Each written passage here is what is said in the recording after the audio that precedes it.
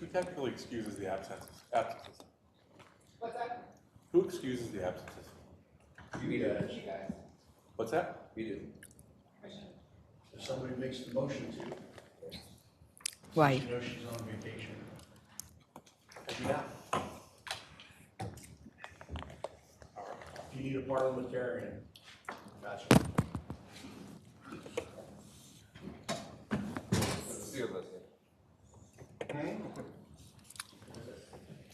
Trust me, I'm holding my tongue. What is today?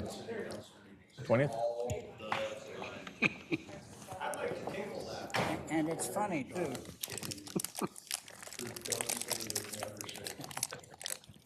There's a certain entertainment value. You're right. We don't have little drawers to put And it something in. Testing, testing. 1, 2, 3. You think you will? We good to go? You good?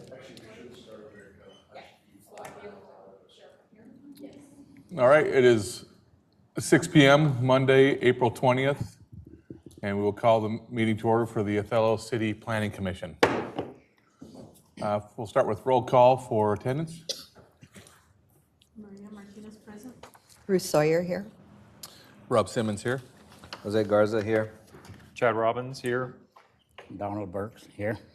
And we have a request for an excused absence by Danielle Voorhees. How's everyone feel about that? Motion? I'll make a motion to excuse Danielle. All right. You ready? There's been a motion and a second to excuse. All in favor? Aye. Aye. Aye. Opposed? All right. That was very formal.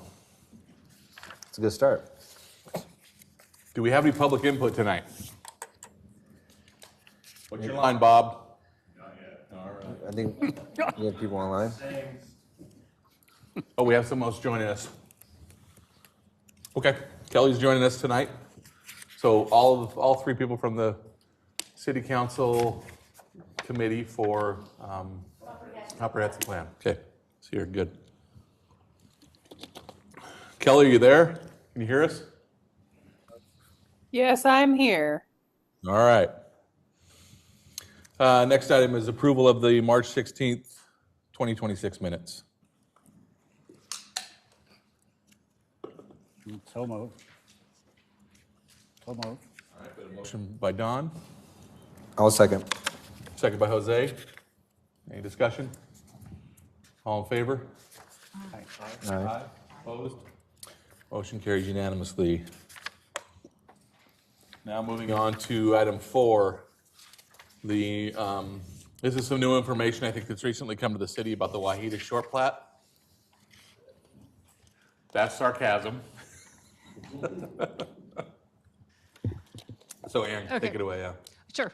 So this is a short plat that's been underway since 2011. We think we're going to get it through the finish line this time. But there are some standards that need to be addressed that the plat doesn't meet.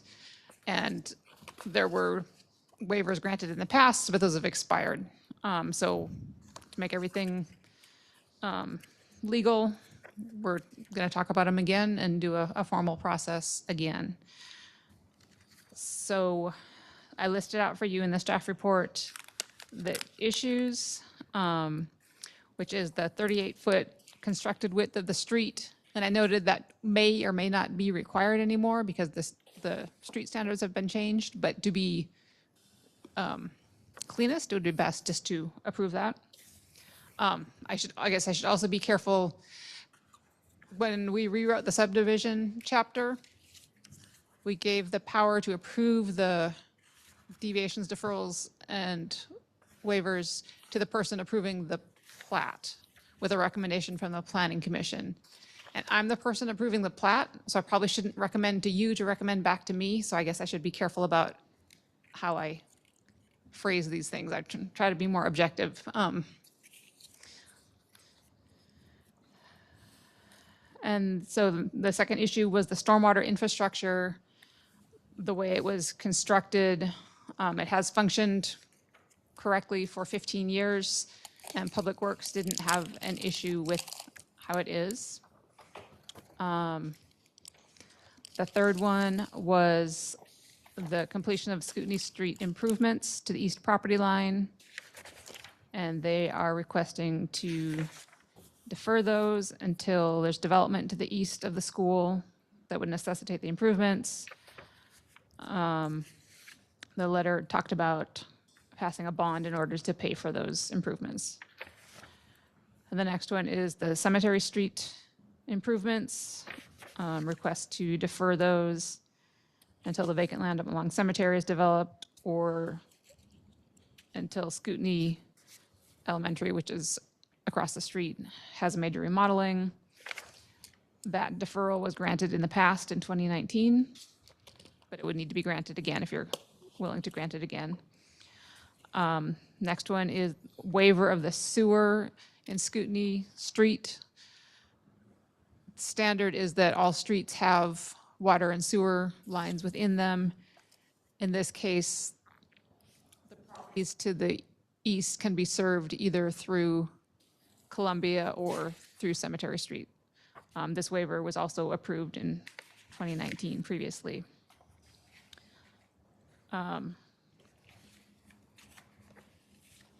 Water mains in Cemetery Street. That one was also approved previously. Fire chief, its only comment was about funding, worrying about the funding in the future. Public Works and Engineering had no comments on them. And then typically, if it's a private developer, the city would require a covenant for those improvements to be completed in the future. The school district has expressed that it's difficult for them to commit to future, paying for something in the future based on them being a public agency. We do have some precedent even for McCain Food, which is obviously a private entity. And they also had an issue with how they would promise to pay for something in the future. And that one was approved with the understanding that they would participate if there were like a local improvement district or something, that they would participate in their share of the improvements at that time. So there is some precedent for not requiring a covenant. I guess with that, I'd try to answer any questions, and Greg Foltz is also here from the school district if you have questions for him about this project.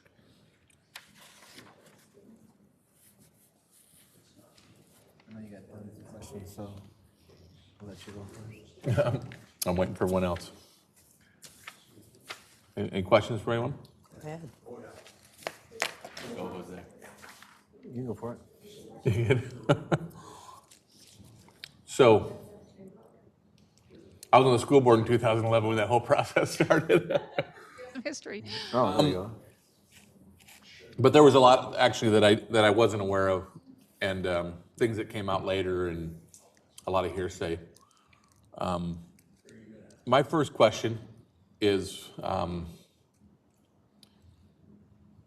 how does a project like that move forward with inspections and all that? Isn't the short plat something that has to be done first? It should have been. I don't know. I wasn't here.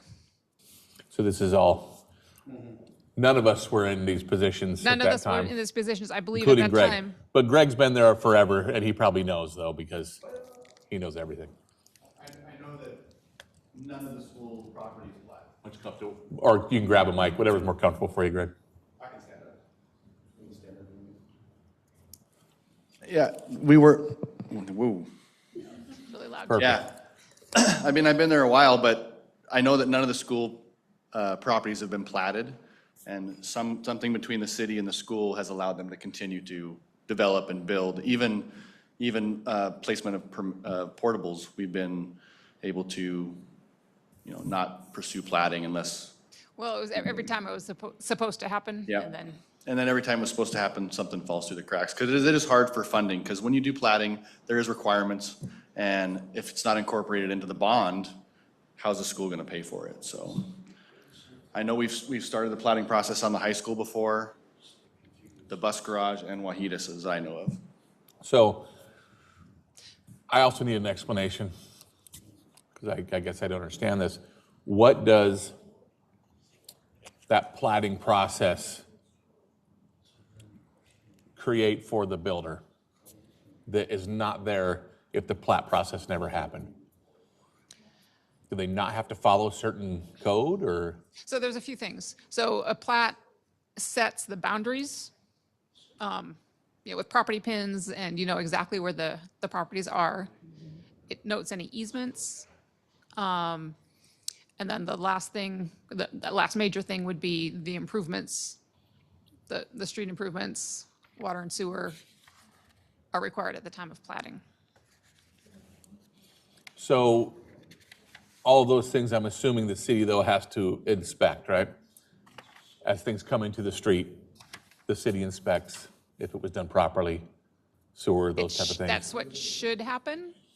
What happened with this one, like I said, So I'm guessing by the things that came up, all these things were not built to code at that time. City standards. City standards, sorry. And it was just allowed to happen. in the city, there was no planner for the city. It was a contract person that was here once in a while. Lots of things happened at that time. Still finding problems. I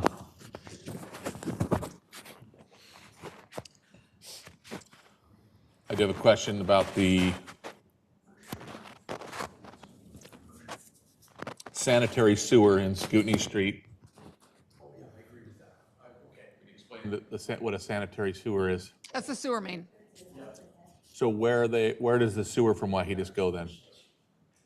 I believe that's going to 14th. It goes straight to 14th Avenue. Okay. And the thoughts, and so CBHA, where does that? sewer main CBHA go? goes into Columbia Street to the south. And so then the thought is that logically then Columbia would be serving the sewer main as well as maybe Cemetery, and Scootney might not need to be Correct. a location for that, okay? Yep.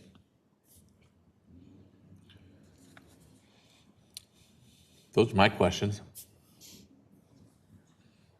Anyone else have any? I don't know what I don't know. Yeah, I mean, I don't know too much. I was just more, when I talked to Ann, when she sent me the paper, I did send some email questions to Ann. Like my concerns, not really concerns, but like my thing was just on, they did annex that Hampton land and where they're going to. Looks like the majority of it is just, everybody's just waiting for some construction project to happen, and then they're gonna do everything that needs to be done. And so, but I just think Hatton, from the videos and the information I got, they're gonna make a street on their street, which is the, I think it's just labeled future road right now. I don't think they've labeled the road or anything yet, have they? Right along the eastern boundary, that the the one you're one that's talking right about? next to CBHA. The road behind it. No, they have not laid out a road down there yet. Are you talking about this road that would go north-south from the center pivot? But when I watched the video, they said that when they develop Hampton, that they're gonna make the road connect into Columbia. And cemetery, yes. And so my thing is to figure out, well, what's gonna happen with Scootney, right? Because when you look at the roads, You mean like the elementary, right? well, yeah, no, I'm talking about the road Scootney Street, the one that we're talking about right now. Scootney Street dumps into Wahides. Yeah. The road that's next to Scootney, the elementary, is Cemetery Road. You're talking about the road with the bridge on it? That's Cemetery Well, Road. both, right? So what they're saying from here, from my understanding, right, is the sidewalk construction on Cemetery Road, and then the plat that's on Scootney. So like my concern, my question is if Scootney Street doesn't become platted all the way across, right? When Hamptons does their development, are we gonna use Scootney Street as a connection to get into town? I think, that's what we were just talking about, and I think what would ultimately happen there, Jose, and correct me if I'm wrong, but I think what would happen there is it would be the builders, rather, the builders who all own the property alongside of that are gonna decide, they're gonna go into an agreement, a contract together, saying, we'll put in all the infrastructure, and then they'll do what's called a latecomers fee, where other businesses or other developments, as they develop, Correct. will pay the person who put it all in Correct. their portions back. That's But- typically how it's done, but it would have to be completed in order you have to have the roads completed before you So- put people out So there. my question was, if Hampton decide to build tomorrow, and their builder says, because you're building here, you need to finish Scootney Street, because it's part of the traffic. Would have to do it. There's a property between that. There's a property between that as well. Okay. If the Hamptons wanted to build tomorrow, they would have to finish the road all the way through. Oh, so school district, from what I understand, is asking to wait until that time happens, right? Yes. We were asking to wait to finish Scootney Street from where it ends at Wahidas to the next development until such time that it's needed, and we have the funds to do it, right? If we But can if pass a bond. Hampton- But if if Hampton there's, decides- yeah, if Hampton decides to build, Then it's something they have to revisit. they would have to construct that and come to the district and CBHA and say, hey, this is your land, you guys need to pay for it. And then those, You're not financially ready for that time. exactly, that's, Something they have to figure, yeah, there's Issue we've nothing gotta we can figure do out. about that. there's also, just a little backstory on that road. The reason it stops where it does is because at the end of the property line is a USBR easement. And you can't stop utilities in the easement, which would be the end of the property line. So we would have had to stop them back about 50 feet from the property line anyways. So the decision at that time was made to save a little more money. Let's stop the road at the entrance to Wahidas, because it didn't do any good to go another 100 feet and it still wasn't going to get to the end of the property line. So it saved the district some money to put that money somewhere else for the students, right? Versus construct that road. We knew that this was going to come later on. Here we are 15 years later, we're talking about it, but until the development starts, that's when CBHA and the district, who have already been talked about finishing that road, and neither of us have decided to do it, a third party will have to come in and decide, okay, how's this gonna work? Because if they need it to finish their development, they're gonna have to pay for it and figure out how to get money back from the district and CBHA, or make an agreement beforehand on how to get money. That's just how it works. Yeah, I just don't want, I'm just thinking if we're postponing it where we're waiting for the Hamptons to develop it, and then they're gonna cover the cost for everything because they're developing it. Where it should have been platted in the beginning of the construction, and we're postponing it, waiting for someone else to pay for it. Correct. Yes, that's how it works, yeah. With the Scootney Street right now, That as makes it sense. goes by Washington, 38 feet. 38 feet. I don't know if that's exactly how. Width. I want to get some clarification. And we were just discussing too, is Cemetery Road an arterial or a collector? And after the developments, how will that function? Can't be an arterial, stops at the water Right, tower. but when we looked at this map, when we were still on planning commission, it was a little wonky. We had to change some things around, and I can't remember what we left that one as. It's only a quarter mile long.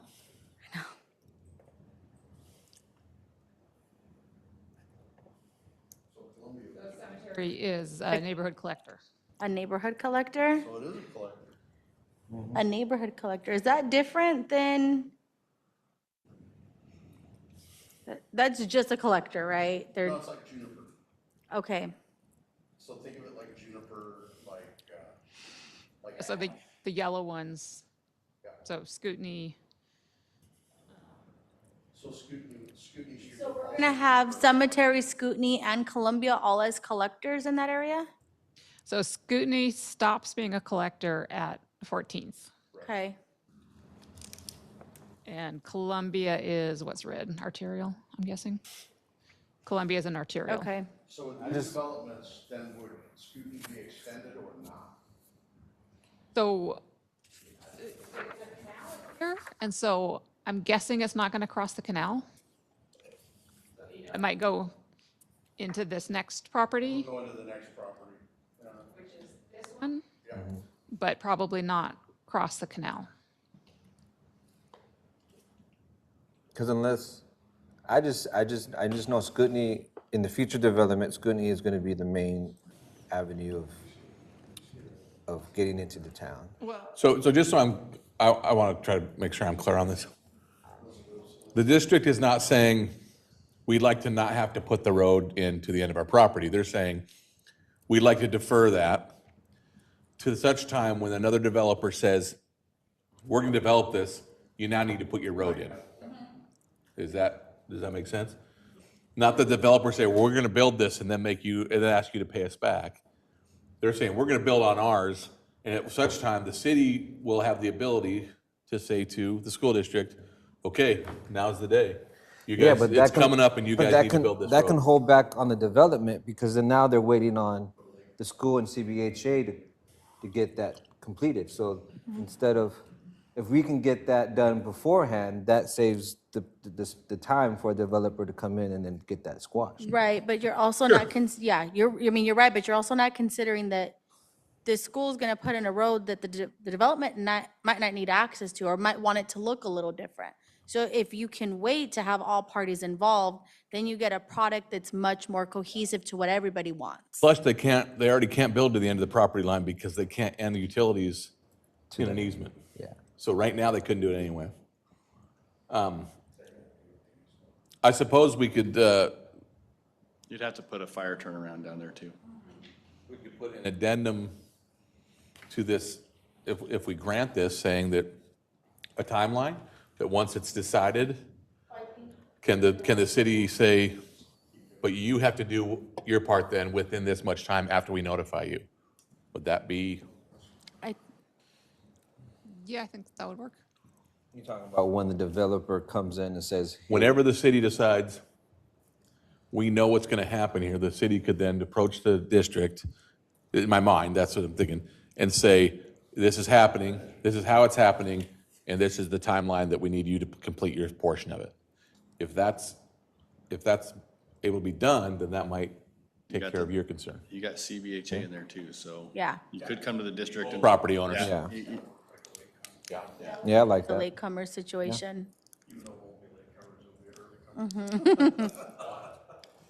District, not being a private entity.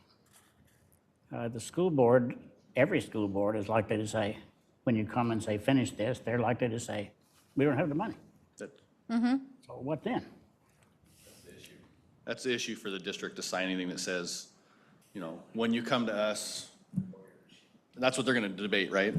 If you come back with that and say, well, the city can come and say, it's time for you to build, they're just gonna say we don't have the money, or we don't have enough money, or it's hard for the existing board to write a check to the next board that the next board can't cash, right? I remember reserves being designated reserves. You know more about that than I do, so. My other question is related to that. Presumably, if you want to build something there, you have to have money, which probably means a public bond issue, is that right? Typically, a project like that would require a bond, but it's not to say the district couldn't save money and put it in an account pay for it later either. So. What I was going to say was in posting and bringing a bond to the voters, fold in the cost of the Cemetery Road, Scootney, and the road north and south along that boundary into the bond issue. Typically you would, and you would do it when you do those schools specifically. Like if you went out for a bond for the high school and said you're gonna finish Cemetery Road with part of that bond, it doesn't really make sense. But There's a disconnect. Yeah. Well, the So- other thing that makes sense that we haven't talked about is the eastern boundary of your school property makes a perfect place for a road to connect to Scootney. If I was the police chief, I would say, we need access, or the fire department, we need access to that back corner. Otherwise, they're just working at dead-end streets. I don't know if you can construct a road on that USBR easement, but you might have to go on either side of that easement. Because we don't know how this property to the east is going to develop. Maybe they're going to bring Scootney in, and then they're gonna go up to Yeah. Cemetery and down to Columbia. It's hard to guess what might happen, Oh, yeah, the future's unknown. right? I think what Rob was saying would be helpful, just so. And I'm not saying the school district would agree to it, but the school district could choose to move a certain amount of money into capital projects each year, knowing this is coming down the pipe. Yeah. And have it designated for future Scootney Street improvements. They could choose to do that, and they might not. Yeah, they might But not. I don't think there's anything wrong with saying that that's a stipulation for that part of it. But I think, like you were saying before, as long as the city gives them a time, gives the city, or gives the school and CBHA saying, hey, this is coming down the pipeline, we need to get this done, so then it doesn't hinder. The other future- option is we don't grant the deviation request, and I probably don't think that would be a good option for Othello, for the But- school district. So, I mean, No, it's just being aware of what we're doing and just bringing up, Yeah. I'm not here to say. But again, Do what you guys feel is best for the city, obviously, and then we can talk back and forth with the school. But This doesn't have to get done tonight. We've been doing, we can go another year. obviously, the difference between now and 2019 is now we have a development that is been approved in that area. And so in 2019, it was like, this isn't happening for a long time. But now it's not like And that. in 2011, when we passed the bond and started doing all this and remodeling, the fact that we didn't plat and build all these roads and all these sidewalks is one of the reasons we were able to build Wahitas. We saved a lot of money at Hiawatha, Scootney, McFarland, and you don't have sidewalks all the way around Hiawatha, you don't have sidewalks all the way around Scootney, you don't have everything, so that all plays into it. I mean, that might be why there was some decisions made. And they can always put it, Cheapest, we'll never see a cheaper time for construction though. and if they ever, because I'm pretty sure the school got some of that land down there, so they can always include it into that new bond or new funding that they need to do for the new, unless I'm currently wrong. But. I don't even know what you're talking about, Jose, so you have to expand. Well, because I'm just hearsay. I'm assuming the school bought some land from Ochoa's, didn't they, for in the school think or something so. like that?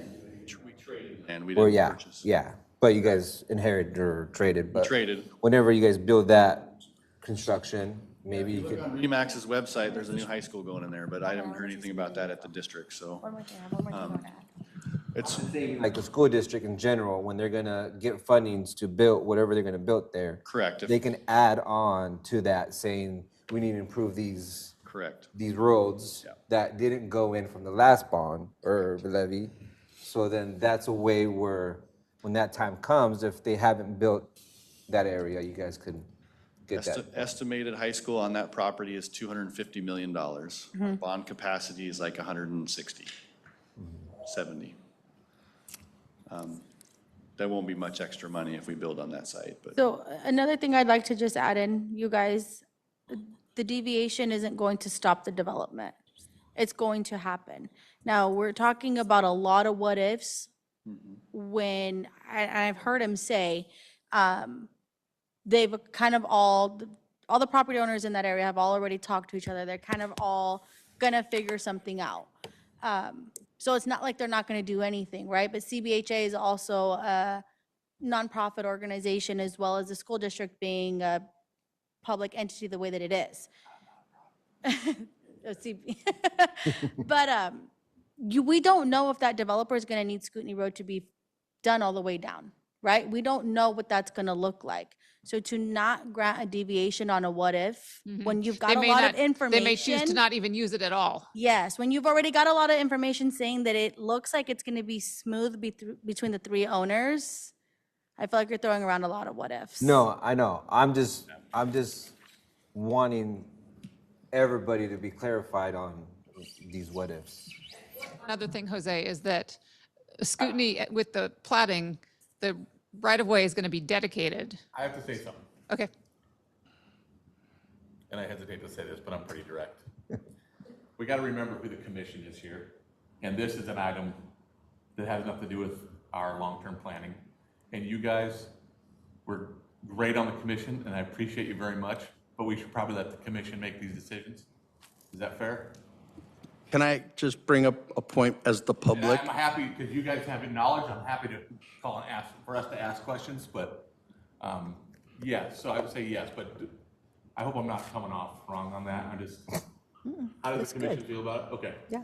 So I'm going to be Bob on this one, not City Councilor Doro. And the question that I would love to know the answer to is the storm water infrastructure. Is it up to standard or is it not up to standard? I believe what happens is it discharges onto the school property. Is that right, Greg? Correct. It goes into dry wells on the school property. So instead of being like in the street, it actually goes under, the stormwater goes onto private property. So is that okay? It's, I mean, I realize for the last 15 years it's been fine, and that works great until something that is not normal happens, and that's why you do this infrastructure. So that's why I'm asking it's that question. much more likely to be a big problem for the school than for the city. That wouldn't come back on the city for allowing that. I don't think so. Deep That, pockets. I know this was a major debate in the Deep past, pockets. that the roads things are interesting, but, you know, just kind of keep aware that if you have, you know, a torrential downpour like happened 20 years ago and flooded all of Broadway, and something bad happens because of that, Deep pockets. know this is why some of that stuff is there. And that was a major debate back when I first got on Planning Commission because of that. So this is, when they say this was a big sticking point, that was what I'm trying to understand on. And also you have to understand the different city planners, so kind of different visions on how to do things. Another question. The information they sent us was nice, but it didn't tell us anything about what's going on to this space. What does the school expect to put there? Or have they decided? Where? We're supposed to plat tonight, space we've been talking about. Well, There's a school there already. No, it's the space above the school. No. It's all three, separating it into three parcels in the plat. That'd be the 13 acres north of the school, the 26 acres Wahida sits on, and the 1 acre triangle next to Scootney Avenue. It's all one plot right now, and in the plat, it subdivides it into three. Right, that was easy, but what's gonna go on the empty plat here? Well, if we subdivide it, we can actually sell it. Do they have an actual plan, or We do not have a plan to build anything on that piece of property right now. You just said they did. in that case, we don't know what will be required for stormwater drainage, for street access, or for utility access? For Cemetery Street, correct, yes. That's why they want to defer it, to wait until there's a future development, and then they can do that. Scootney Street's the street on the south end, Cemetery is the street on the north end. Yeah. The question they may not have shared with you. Does anybody on the school board have any ideas what they want to do there, or is it still just open? Well, we don't have any funding to do anything with it right now, so it's just open space. So what's the request for the short plat for? this is tying up, Taking it from yeah, 2011. tying up loose ends. This was originally started when we built the school on that 40 acres. So the request is, you're requesting these deviations, deferrals, and one waiver, so that you can move forward with completing the short plat. Completing the short plat, separating it into three parcels, finishing it. So there is movement forward. It's just, Well, yeah, that's the purpose of this. So, That's the and do you want us to look at each request one at a time, and then like maybe say how we feel about each one? Easiest to do that. Okay, so how about we start with the first request, the deviation that allows the 38th Street width for the constructed portion of Scootney. I don't know what the requirement was at the time. I do remember conversations about this. Probably 40 or 42. Okay. But now 36 feet are being granted. 36 for a residential street, so, because it's Sounds not, like the recommendation is to allow that request for deviation. Either from staff. Schools get congested. Don't they need that wider space? for buses and Yeah, that's what I was cars. gonna say. And Will it be safe? you got students starting in and out. You're talking So about, the street's built. yeah. I think in order to increase the size of that street, you would, there's a parking lot there, so you'd go and you'd reduce the size of the parking lot. But you have to, But I guess you'd go into the triangle, right? When you, Is that possible? if you, Could if you go have to into the move, triangle? if you have to move curbs, that's super expensive, just saying.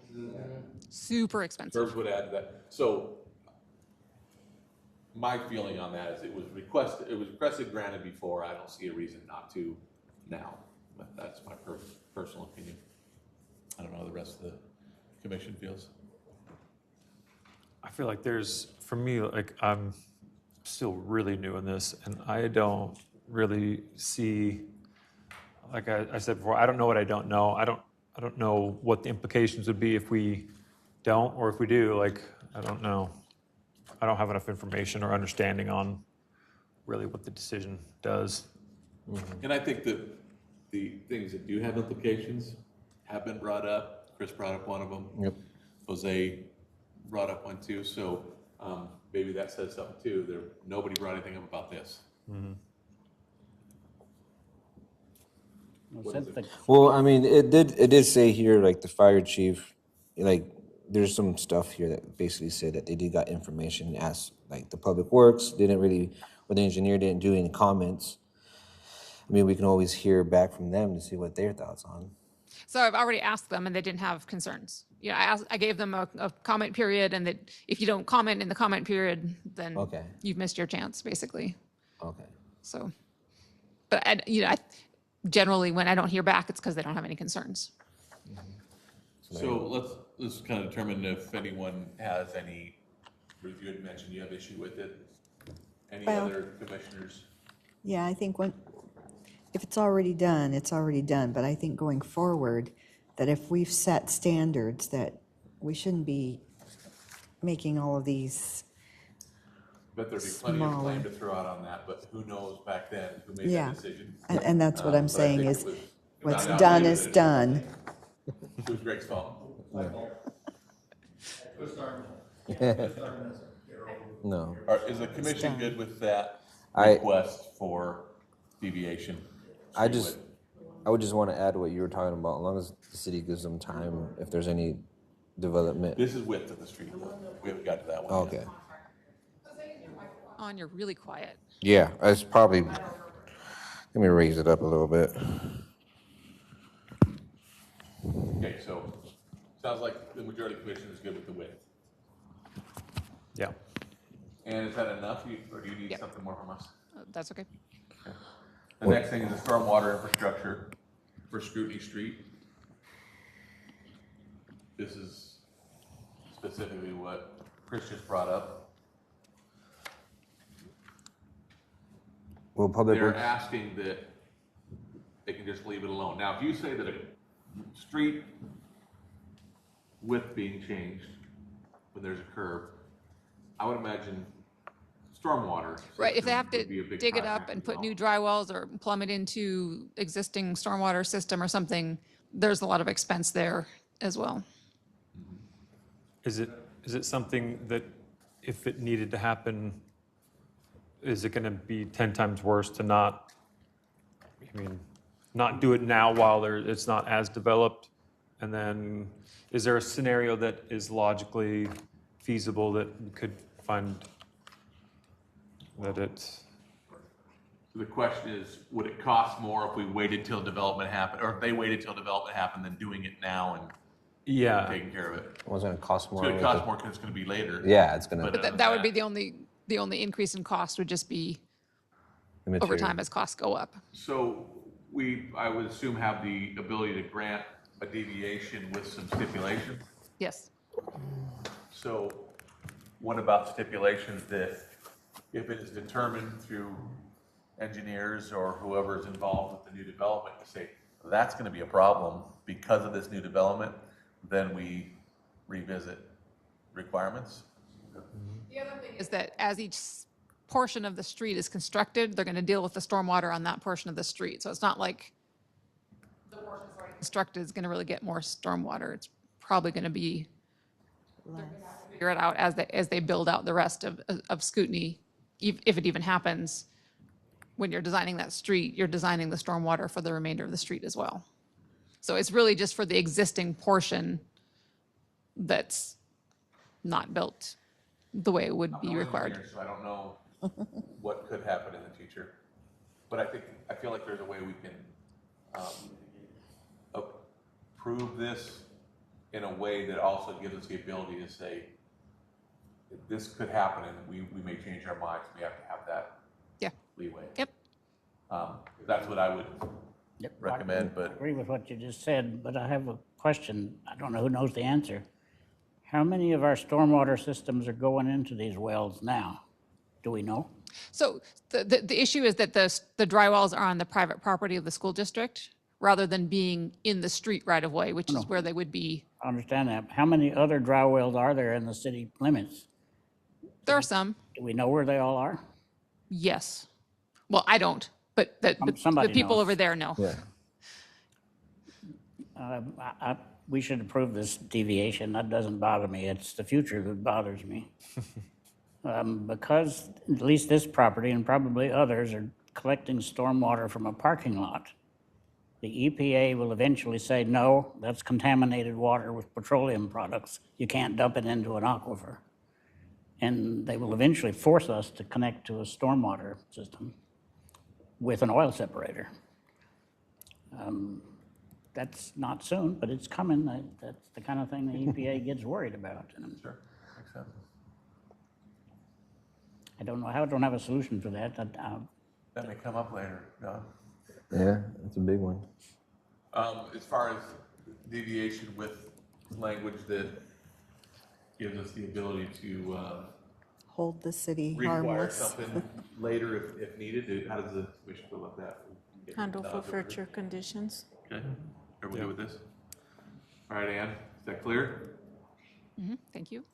Next one is a deferral of completing the Scootney Street improvements to the east. So that's the one we were talking about. And we talked about having language in there that maybe possibly a timeline once the city notifies school district. And I felt like that was, everyone was okay with that, if there was that kind of language. I know that's not optimal for the school district, but I think that's, like, we're watching out for the city, so. Yep. You guys feel comfortable with that? And do you feel like that was clear enough as far as what's being requested? So you're saying it can be deferred basically until the city says it's time? Is that? Yeah, and there has to, maybe you can put in there a time frame. I don't know. I don't know what normal practice would be, but I think that was Jose's concern, that the city would say, hey, all right, we're going to develop this. And the school district says, yeah, we're on it. And then 5 years later, we go, told you we're developing this. So. I would just add to that timeline after the triggering event too. So if you have a triggering event that says, okay, the city says it's time, add in a timeline to say, okay, you have this many months or years or whatever That's what I was Yeah. saying. to get your act together. That gives the school board a chance to see this now and to talk about earmarking some money and also, And CBHA. well, CBHA has the request, but yeah, Yeah. they have enough money. Yeah. Yeah.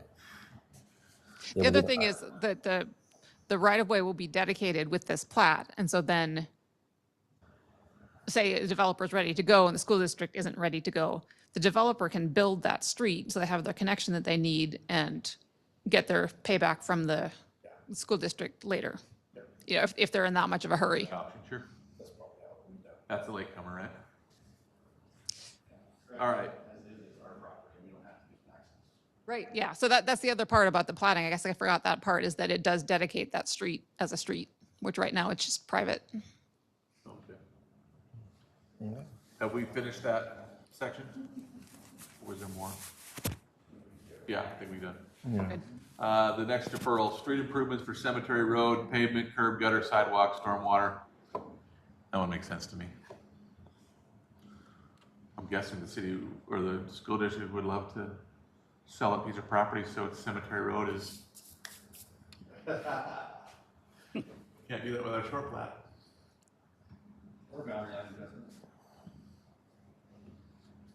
He just tipped his cards.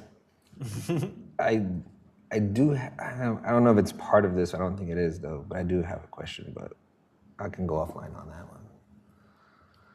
I'm just thinking of the other street on Scootney, the sidewalks on the other side.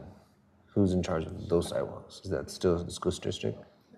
No, so Scootney Street, after the triangle, half is owned by the school district, half is owned, the south half is owned by CBHA. No. Well, talking about? I guess I might be in the wrong spot. I thought we know were talking about. Cemetery? I thought we were talking about Cemetery Road. Yeah. Cemetery is, for that stretch is wholly No, owned by I'm the just school thinking. district. I'm thinking about this route right here. That hasn't been connected at all. So that's what I'm saying. It's not connected to this, but I'm just thinking out loud. I think that was part of the request, right? And if any major Scootney elementary projects happen, then that would also drive the improvements on Cemetery. Is that what the school district is asking? That was the request. So if they were doing any major improvements on the middle or the elementary school there, then they would do improvements on Cemetery. Okay. How does the commission feel about that request? Good. Yeah. Good. It's pretty much the same as the other one.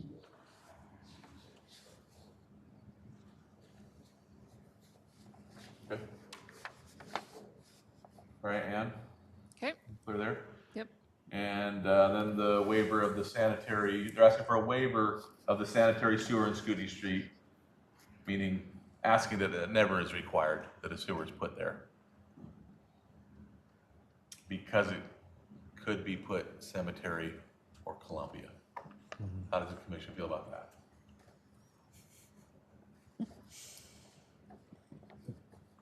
And I confirm the sewer does go somewhere right now.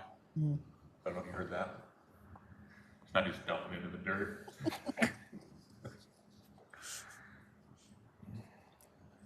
And the sewer in Columbia was sized and put at a depth so that it can go under the canal.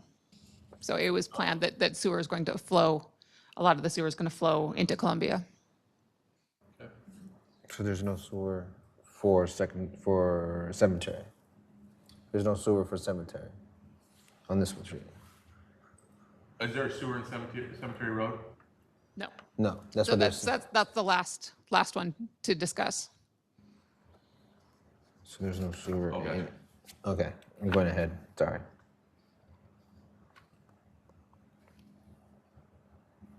So how are we with that request? What was it? Nods. The waiver, yeah, that makes sense. Maria, you're contemplating.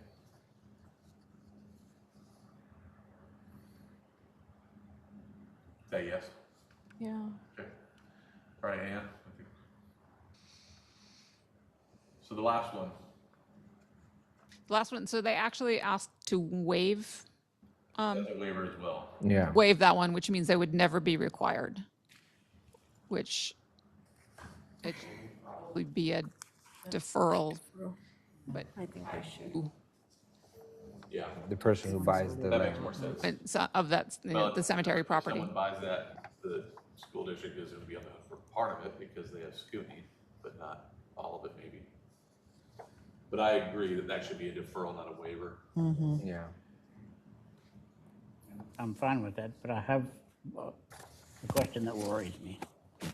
Are we giving the school district privileges we would not give to a private developer? I think Ann did mention that for one of these at least, McCain's had made a similar request and it was granted. Other than that, I don't know, I can't answer. I don't know, I was just curious. I wasn't curious until he said they might sell the property for another development. But does all these waivers and deferrals go with it if they sell the property? And would the waivers and deferrals be transferable? So it depends on probably that the sewer and water should be connected to development of that parcel, that the portion that abuts Cemetery Road. So then it would go along with that when that gets developed, then Can we? develops, it would be responsible. It says none of these are transferable in case of sale of any portion of land? Yeah, but Ask then, that is the deferrals and waivers Can't do would it? allow the school district to increase the Would- price they want to sell it they for. won't sell. If they're not Developers won't. deferred and waived, then that changes the con, Yeah, to do, What's up to the developer? things I don't know. it's what the Developer market usually will has to put in bear. sewer and stuff, so. I had one last question. Do we have any information at all about that parcel just to the east? Between this parcel and the park? It's for sale. Say that again? It's for sale. So far as we know, no plan exists except, Correct. There's no plans. But it, Is that half circle still owned by Hampton? I'm sorry? That half circle we're talking about? yeah, this piece right here, this piece right here. So like that half a circle up there. But well, help me out. the biggest thing City that we're annexed talking that about is the sewer whole with parcel, didn't they? with Scootney. But if the school does sell that property, What like they everything is did, going to yeah. be transferable because you can't put limits on that. That's what we're here. We're the city. We put it in there, and then when they sell it, they go by the codes that we put in by standards. So does everyone feel like deferral is the way to go? I think we should waiver, because we want Because it to be we have to developed have at least properly. sewer or something. You can't just not have it. Okay. And it sounds like deferral is, Because we literally have 3 streets and only one of them are going to have sewer, which is going to be Columbia. how it appears right now. Correct. Until the developer comes in and does scrutiny, then there'll be something there, but Okay.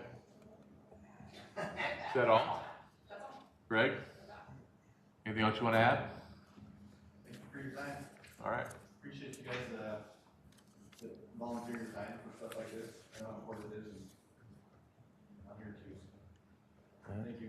All right. no problem. Thank you. Wait, do we have I to do make have a anything message official? for you Do we to have carry back to the school board. Do we, and do we need to vote on that, or is it? We do need to just know need more about what their long-term plans are. If we're supposed to make plans and we don't know what the school's got in mind, makes it harder. The district does a 5-year plan, and about 3 years in, it gets shifted. I've been here 22 years, and that's every Yeah, we have to- plan I've seen. It follows funding, it follows student capacity, it follows so many variables that planning more than 3 years out is very, very tough for schools. So things change that fast. It's public, so we could go read it if we wanted to. We're developing a long-term plan right now, but the last long-term plan was 2015. I could share that with you if you wanted to. All right, any information helps us some.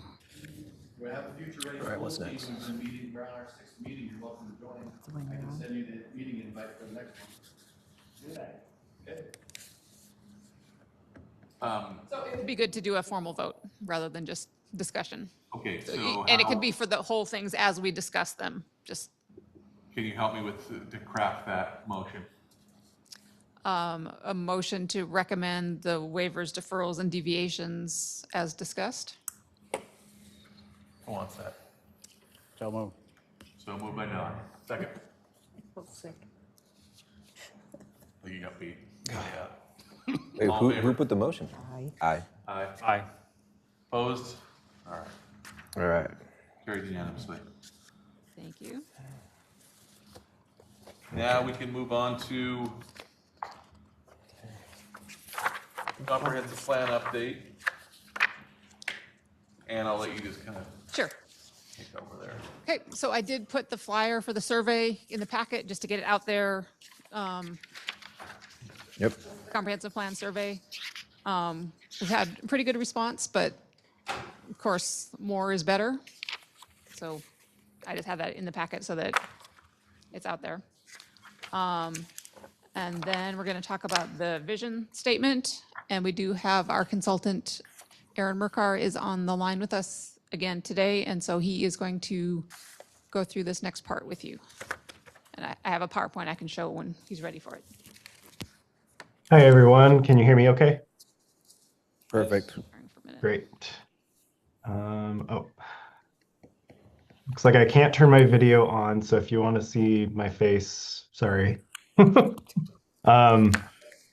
then I think we're just ready for the PowerPoint, Anne. I have just a short presentation for you guys, and then we can dive into some discussion. Got some discussion prompts in there.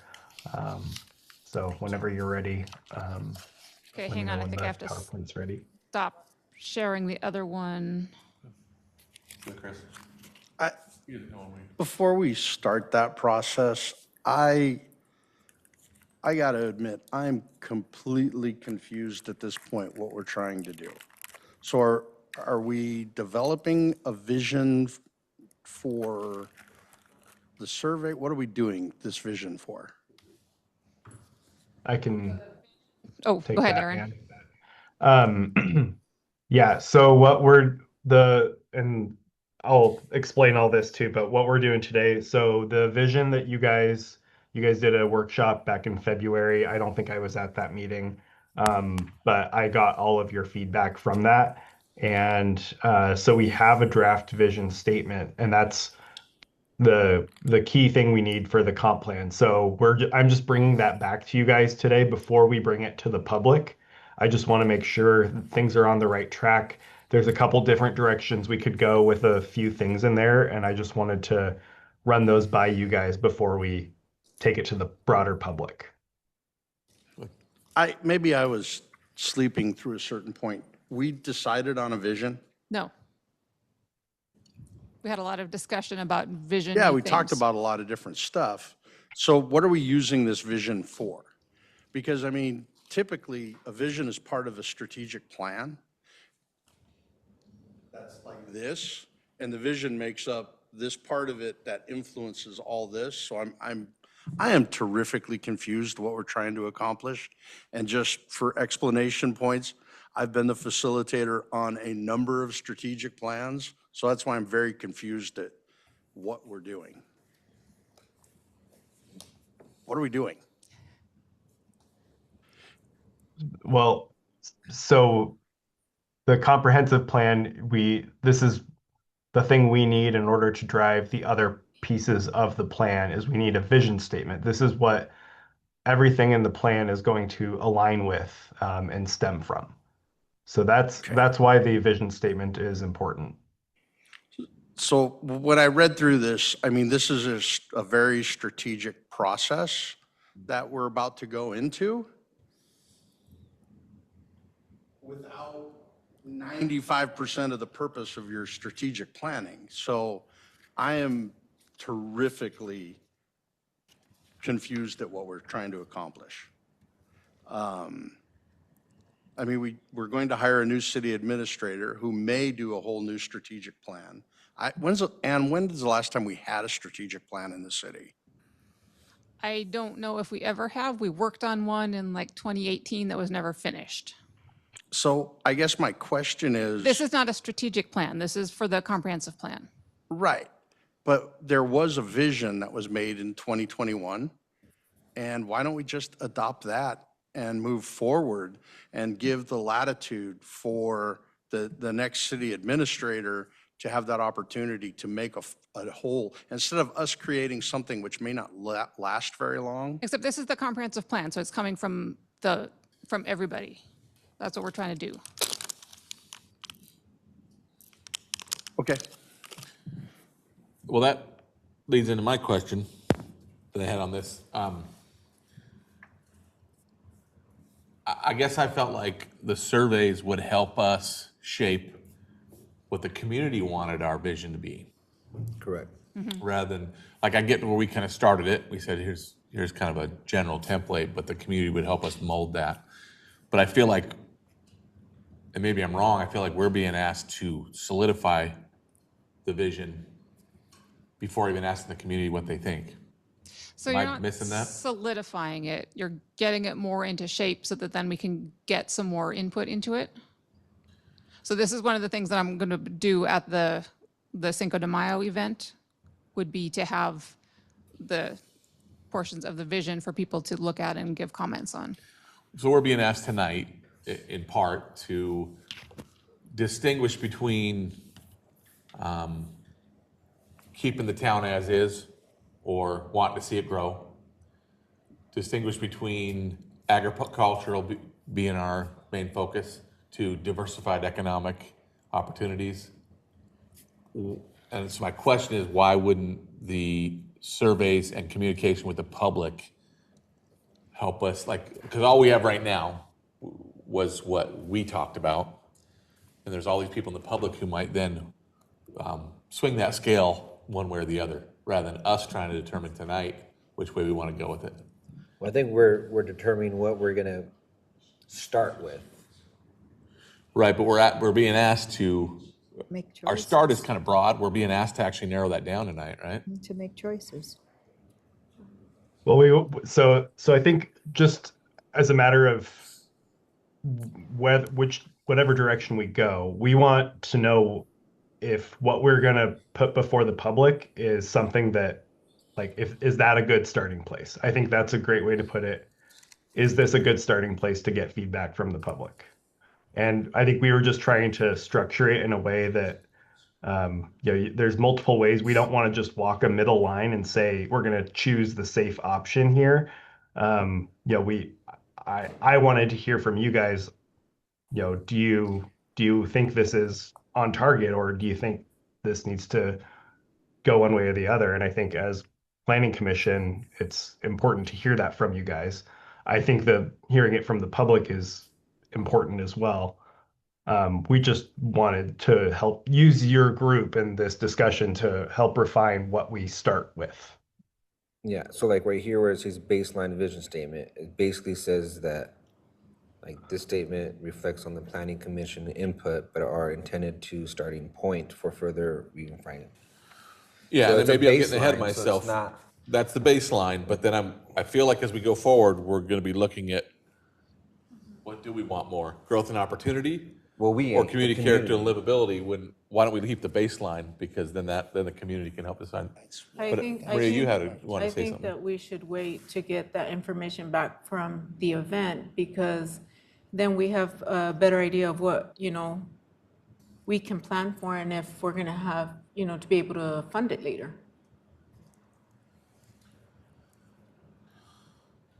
Does it make sense what what my concerns are? I just feel a little bit cart before the horse when I was reading through this, but I might have misunderstood it, and I acknowledge that. So, do you understand the concerns? And maybe we're reading this wrong. Are you talking to me? Oh, sorry. Yes. Okay. Sorry. I can see you looking off in a direction. I couldn't tell if you were looking at Anne or me. Yeah. No, I think it makes sense. I think, as someone that I'm hearing, I'm getting the feedback from you guys from the February workshop, and I put that into a baseline vision statement. Now that is based on what you guys have said already, but I'm literally putting words to that we're then going to take to the public. So I'm okay if you want to start with the baseline vision statement. That was, that's totally an option for all of these. And if that's the direction you want to go, then I'm totally okay with that. I just wanted to give you guys an option and some different things to think about if that was not a comfortable way to move forward. Okay, I get it.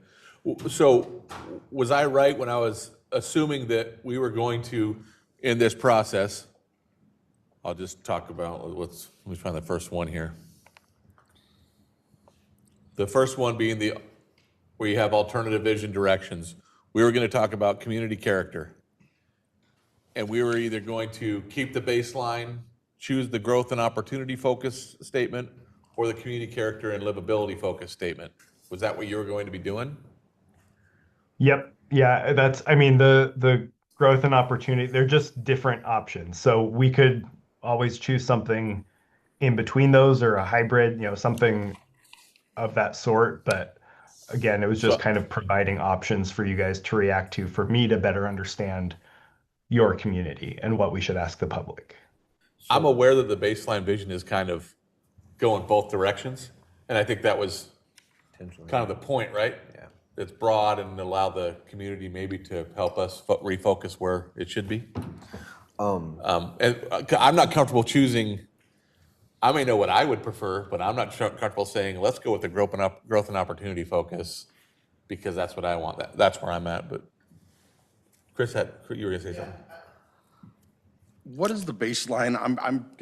I saw one. I vision assume that was a statement. summary of what Well, I just wanted we came up with. We kind of like jumped the gun. I think I don't know if he actually wanted to kind of like do a purification. And I might be. I apologize if I am. If I am, feel free to correct me. I think So what is the baseline vision statement? Do we have that? Where are we starting from? Or do we not have that? So there is one written up in the packet. The There's big long one? well. there's So we broke different it's a long areas. one, but we broke it up into chunks. Yes. Okay. Aaron, start his presentation and maybe Yeah. it will make more sense then. Yes, sorry. I'm fine with that. Sorry if I.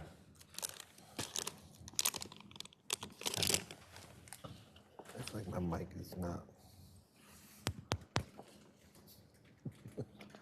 Okay. So I think we can. Present.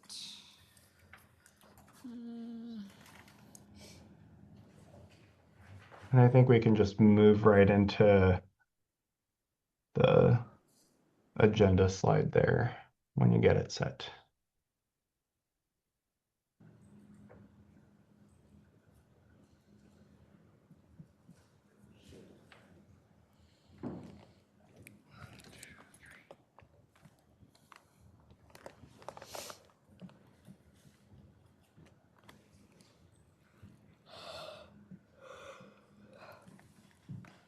He's looking at that. You expected to present this to the public on the 2nd? Duplicate slideshow.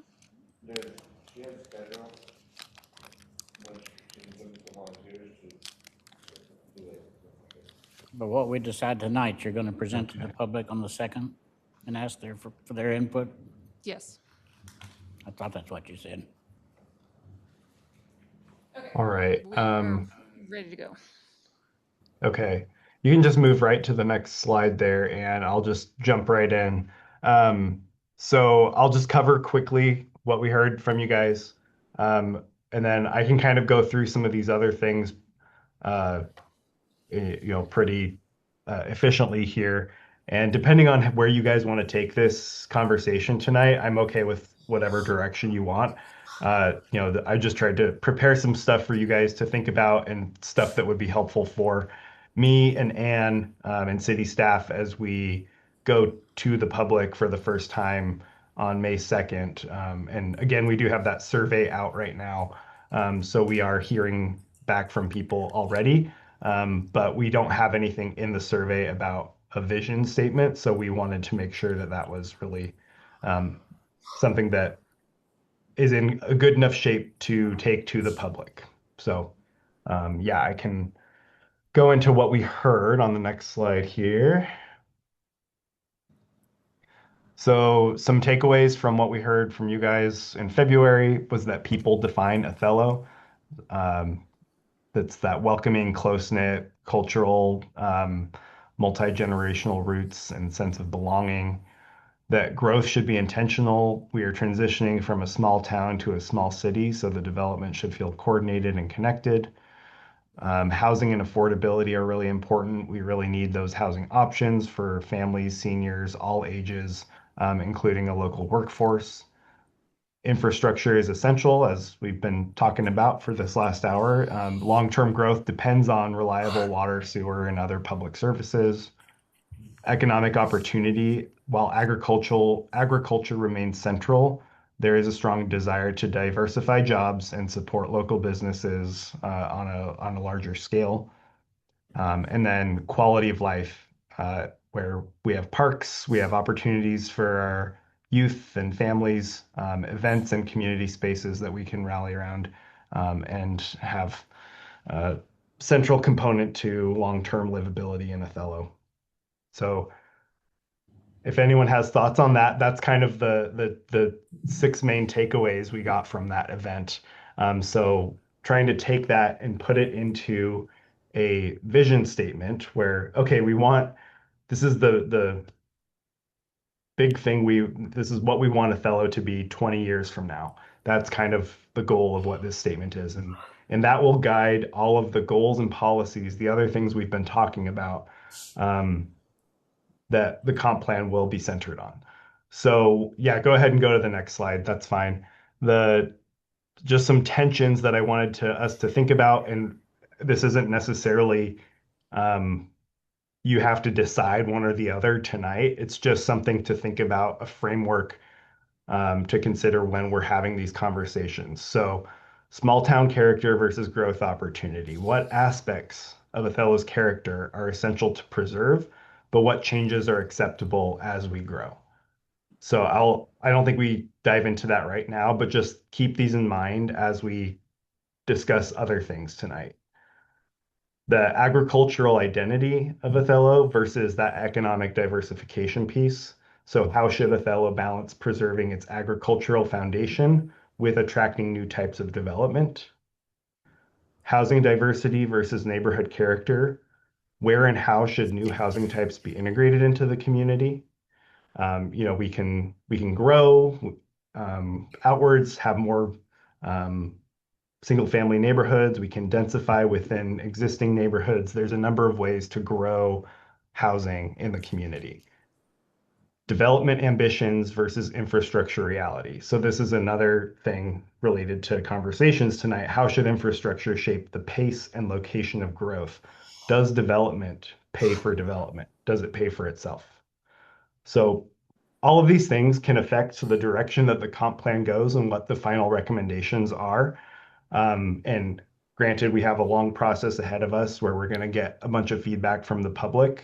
I do think, as the Planning Commission, you guys are our steering committee and essentially for this effort. So your guys's opinions and you're our sounding board for what we're going to take to the community. So that's kind of what I wanted to get at tonight. And you can go to the next slide. So as we discussed, we have a baseline vision statement. We've taken what we've heard and trying to balance as best as we can, balance all of those tensions, come up with a baseline vision statement. And you can go to the next line there. So this this is the very start of a much longer vision statement that Othello is a welcoming and rural city where agriculture, culture, and community remain the heart of daily life. Through thoughtful and coordinated growth, expanded housing opportunities, strong local businesses, and vibrant parks and public spaces, Othello continues to be a place where residents, families, and visitors thrive. So that language seemed the least controversial. So I think that one seems like it represents well what we've heard so far. We do have overall vision statements that cover those 8 other topic areas you see at the bottom of the screen. And that's where our tensions kind of come into play. We can go, a different direction, even if sometimes they're subtle directions, it can really make a bigger difference in how the comp plan ends up informing future decisions. So that's where I wanted to get at tonight, is just say we have all of these baseline statements that are safe. They are trying to be the best of both worlds. And I know that's not always realistic, and it's not always something that communities want to see. So I wanted to provide you guys an opportunity to say, we could do it one way or the other. And if you go to the next slide, I'll just explain it, and then we can decide if we go into that or not. So the different ways we can go. Next slide, actually. So look at the baseline vision statement, starting draft, grounded in the February workshop, used as an anchor for discussion. The growth opportunity option leans into city expansion, regional importance, economic growth, and proactive infrastructure investment. Whereas the character and livability option leans into identity, steady growth, neighborhood compatibility, and everyday quality of life. So you have, those are the different directions I could see us going is we're really going to lean into that growth, or we're going to protect our way of life and grow in a very strategic way, even if that means we're sacrificing, big opportunities. So I think either is totally okay. So I have a statement. I've drafted just a statement for all three of those options for each of those 8 elements. And I figured we could either go through each of them one by one and either decide we like one more than the other, or we come up with something else together. I didn't really know what you guys would think or what direction you'd want to go. If you like the baseline vision statements, we'll take that to the public. But if you wanted to go a different direction, we have those options too. So I'll leave it up to you guys where you want to go with this tonight. And if you have any questions, just let me know.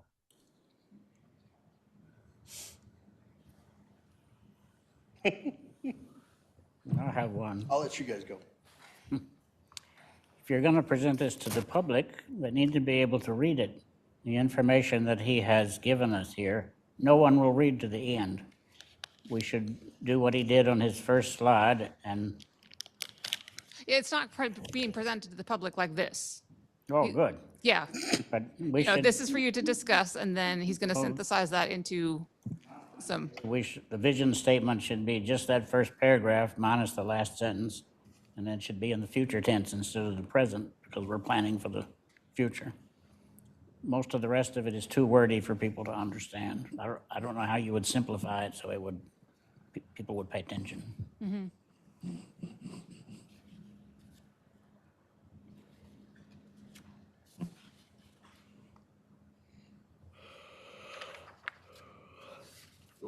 I'm going to build on what Don said. I'm going to just tell you guys, you got to be careful with vision statements. Missions, visions, unfortunately, all these other things are actually more like core values that you might consider, strategic goals, strategic priorities that you would have that is driven by your vision. The more detail you put in your vision, the more restrictive you are making your vision. And you're going to be doing it without any, you didn't intend to do it. But think of it, we think of it as, well, this is what we're going to take to the public. Now, if this is a vision we're going to use outside of that, you're going to have different companies who are looking at, what do I want? I'm going to look at Othello. What am I getting into it? And some of this seems like, oh, this is really great. But somebody who wants to start a brand new company, let's say a data center, manufacturing that, may look at all of the stuff we put in this vision and go, wait a second, these guys are going to make me do all sorts of stuff so that I fit. Well, I'm just going to go to somebody, I'm going to go to Quincy. I would just be careful about making, when it comes to visions, the KISS rule is a good place to be. Keep it simple. Keep it something that everyone could understand, that is aspirational and takes us, the whole city could look at it and say, yep, that's what we want to be. That's all of us. Under that vision is where you do all this other stuff. But it's not part of the vision, in my experience. So for me, having the baseline is way too long as it is. It's too restrictive. And as Don said, a few words, as much I hate to say it, people get lost. Well, the one word in that statement that makes it work is welcoming. The vision, the 2021 vision is a good vision statement for Othello. The vision of the city of Othello is to be the most welcoming small city in the state of Washington, where families and businesses can thrive, grow, and prosper. Yep, that's it. That's inclusive. Yep, that I includes mean, it's everything. not, there's no tensions, or this is this is that. And that was the visionary. That was 2021's, that never got ratified, vision statement for the city of Othello. When I first heard it, when Ann sent it to me, and I went, oh. And it's interesting that when we just did interviews for city administrator, 2 people brought up our vision, brought up that vision, word for word. It's in the job description. Is that where it came from? I was wondering where it came from. Like, wow. I was very impressed by that. But I mean, obviously impressed them enough to mention that, community character, and keep it simple. Well, the language Can in I- that is more clear, more direct, and more understandable than gonna what we connect have a on lot our more people. paper here. Can So- can I That's just just my opinion on ask that. can I ask a question? Because I think I totally hear what you're saying, and I understand, whatever we're calling the vision statement can be simple. I think the comp plan still has to contend with some of these things. So Without a regardless doubt. of whether it's a vision statement or goals within the comp plan, I still think some of these things are helpful for us to have direction on. So if you still Yep. have thoughts on them, I still think those are helpful. We can I definitely absolutely- change what we're calling the vision statement. I absolutely agree with you, Aaron. I think what I wanted to say is we should have all those discussions, but have a very simple guiding light, have a very simple North Star, have a very simple thing that we are aspiring to be. And then from that, we go through these discussions. And then it gets really easy as well, because we've had a simple vision. Does what we're talking about, where we get to these tension spots, fit the vision? If it doesn't fit the vision, it's probably not something we should put a lot of time into. Now, fortunately, we've made our vision, if we do something simple, we've made it pretty gray, so we have a lot of latitude and opportunity to address that. But there will be some things that don't fit that vision. And those things, I don't think are for the good of Othello. I feel like we're gonna be asked to either choose growth or retain current character. Am I looking at that wrong? Well, If I were- I think the thing is, if we want both, if you don't want to choose one or the other, if we want both, how do we still get both?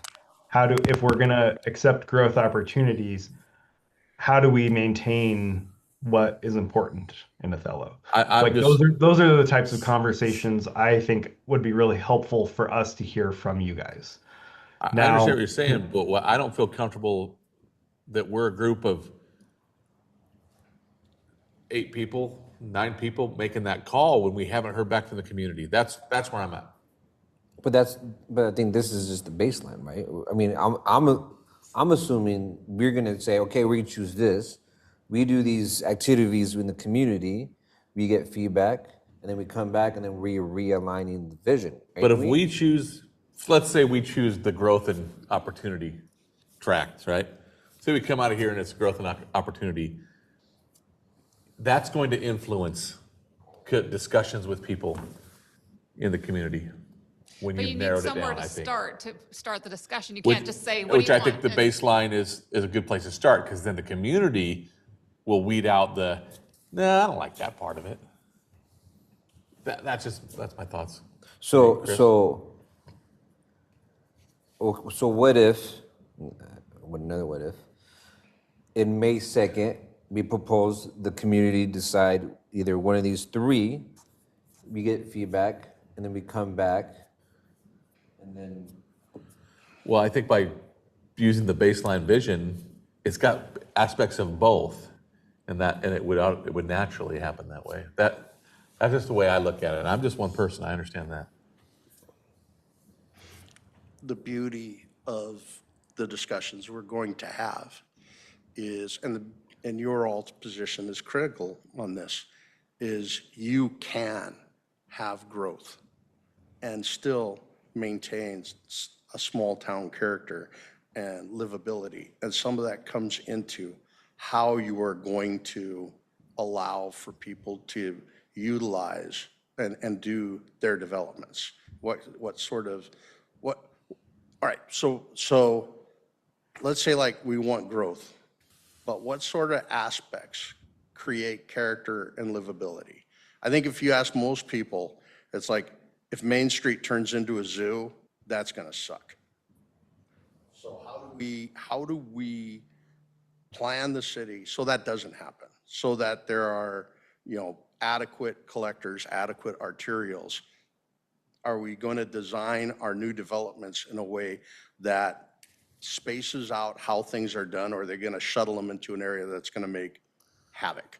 And that's where you all can have dramatic impacts on that, is you can have that growth and you can have also create things that make it more livable, create more character, have more walking trails, have safer paths for people to go on. I think, the reason why I want a really, why I recommend a very simple vision is to empower you all to make all these tension areas grand and adjust, that you guys can deal with them, that our 10-year plan can actually have our cake and eat it too. That's what I'd like to be at when we get to the end of this. And can you have everything for everyone? Why not? Why not? So, Should.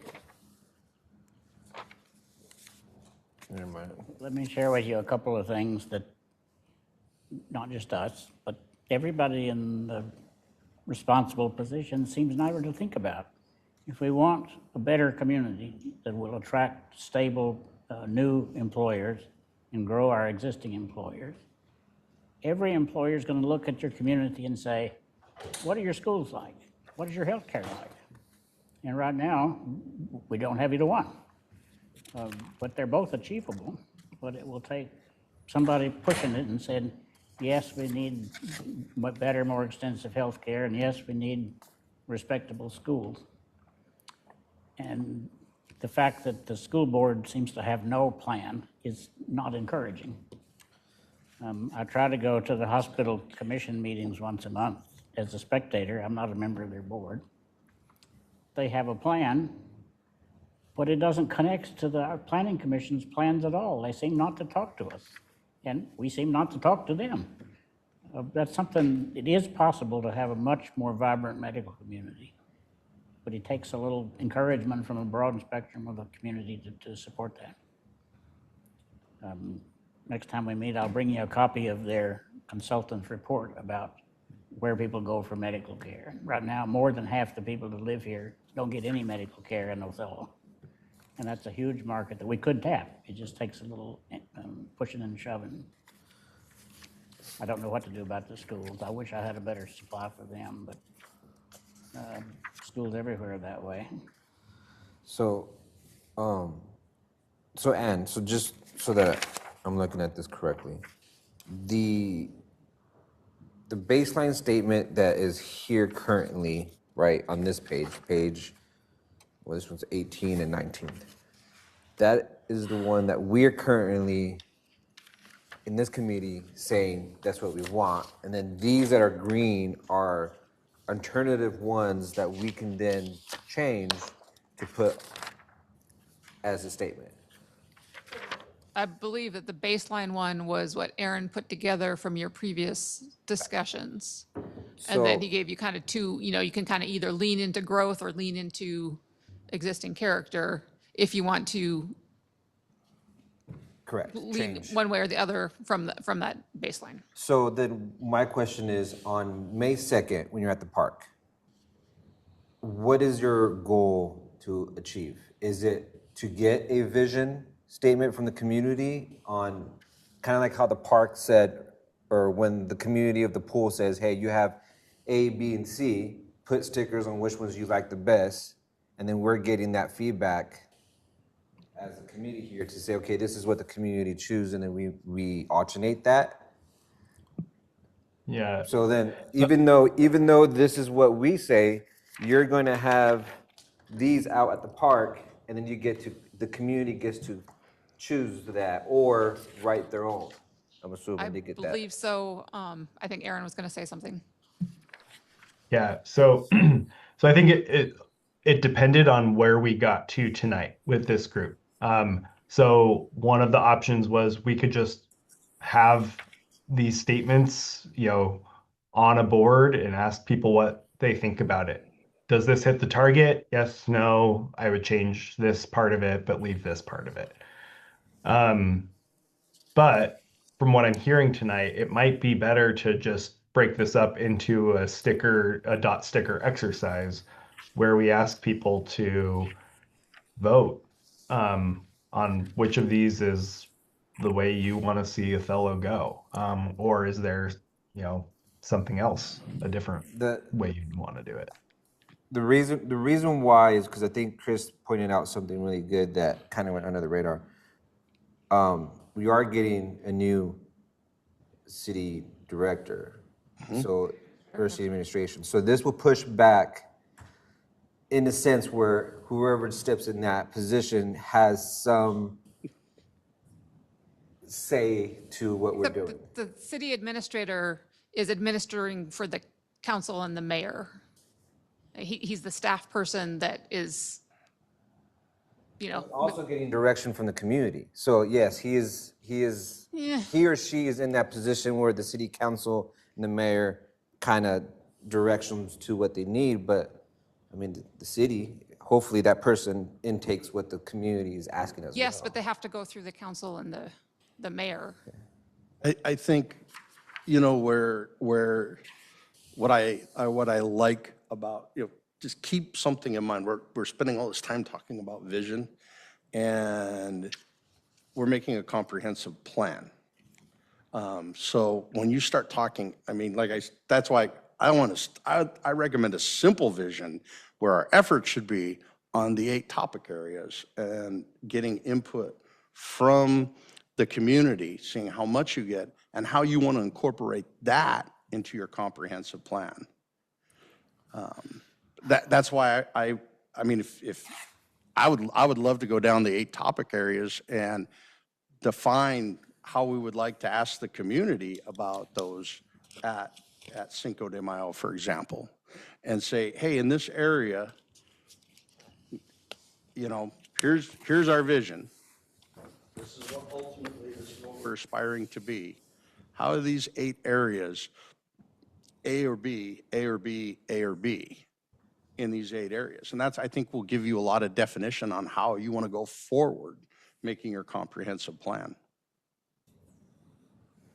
All right, well, let's get after it then. I mean, if you think that's a good approach. I need to see it play out. What's that? I need to see it play out. I guess I'm not wrapping my head around it. So, and I'm fine with the process.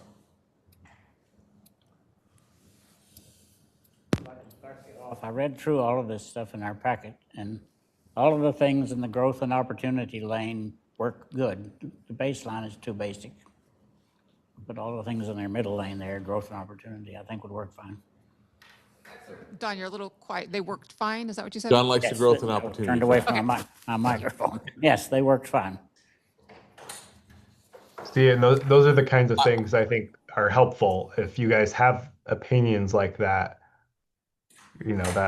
that's helpful to hear. Well, I'm assuming most people are going to choose one track or the other. There might be some slight bounce around, but you're either for growth and opportunity or you're for maintaining character and livability. I'm a hybrid. But The hybrid is a baseline vision. That's what I'm saying. The hybrid is the baseline vision. We're being asked to go one way or the other on this. Yeah. I mean, Go ahead. I'm just saying, just to kind of get this done and over with. I like this, but like how you said, you want the community to vote for it. That's why I'm asking. I feel like I need more information. That's probably where I'm at. But I'm saying, like, do you like what these baseline visions when it comes to it? Like these visionaries are okay with you. You just want feedback from the community to say which ones they like. Correct? Because if Anna's gonna go out to the park in the community and she's gonna have this on the board and people are gonna stick her which ones they want. The question for us is, do these visions are we okay with this to the community? Well, the way I see this though, the baseline vision has aspects of both, which I'm good with. But then the other two, separate those out. One being growth and opportunity, one being character and livability. And so to have all three of them wouldn't make sense to me because one is both of them put together, one is one is the other. If someone chooses the baseline vision, Yeah. how do we know what aspects that they are choosing? But that's the broad area that Chris was saying. It's Just have the two.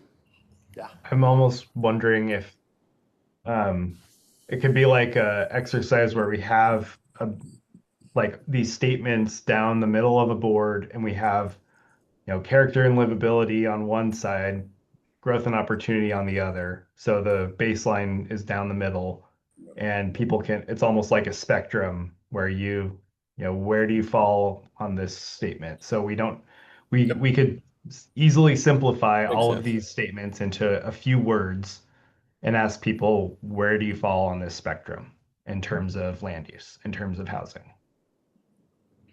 yeah. Do we agree? I mean, I think that's good. That makes sense. I mean, just shifting the baseline vision to the center makes sense. If that's the way you're going to do it, Ann, if you're going to be presenting this like on a board. Aaron's mean- going to make the board for me, and then I'm going to go to the park with it. Yeah, and then there is like It worked out good for the pool. Put a sticker on it. okay. So we You didn't even catch that. we agree with that. Is that where we're coming with an agreement in?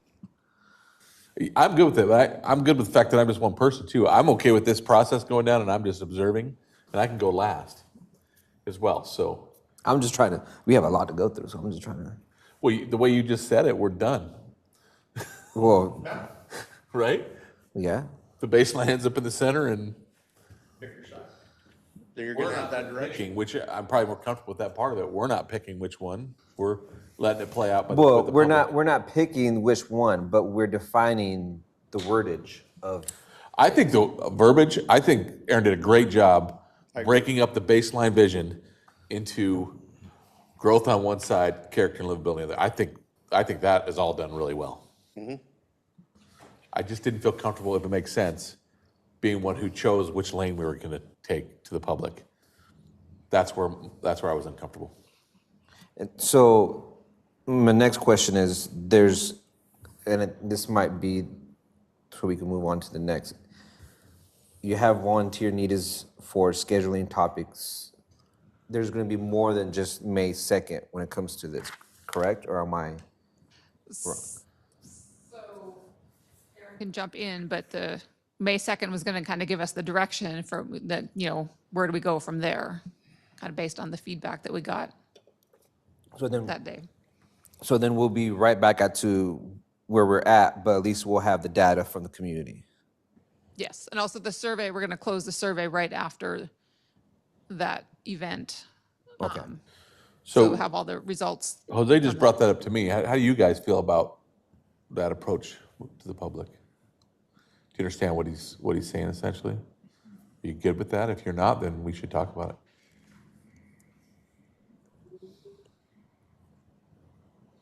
Ruth, I'm getting a nod from you. I'm sensing hesitation from Maria. No, that's fine. I was just thinking you were gonna present it also on 4th of July, but we're extending it too long, so is that why So you're trying to? 4th of July, we would have moved on some and we have more, we'd be taking More more clarity. input, but we'd be a little farther in the process. Yeah. I mean, I don't know how much feedback we're gonna get I don't in either. May, So just to clarify, are you gonna take each one of these 8 points, do just as Jose said, put kind of the baseline in the middle, pick one side on multiple posters for each point, because then you're gonna get all that information. I'm just figuring, well, I'm trying to figure out how this will look on the second. That was, I mean, that was just the vision that popped in, the vision of the board that popped into my head is just that format. I can Yeah. always get that put together and share it with you guys ahead of time too. I'll send it to Ann, and I imagine with how much room we'd want to leave for stickers, we'd probably want to simplify the wording, especially if we also need to have the Spanish translation on there. So I might try to capture these ideas in fewer words and maybe more like bullet point style. Um, Otherwise, we might end up with multiple boards, which, if that's what you guys would prefer, That's I think actually my it's fine, question, is but you have multiple boards yeah, for a board for each one of your 8 points. So you'd have eight just- separate boards. And yeah, I just don't you'd want to have to burden have a Ann Spanish with too many translation. boards. So Hey, trust me, we've done it before. That'd be a starter.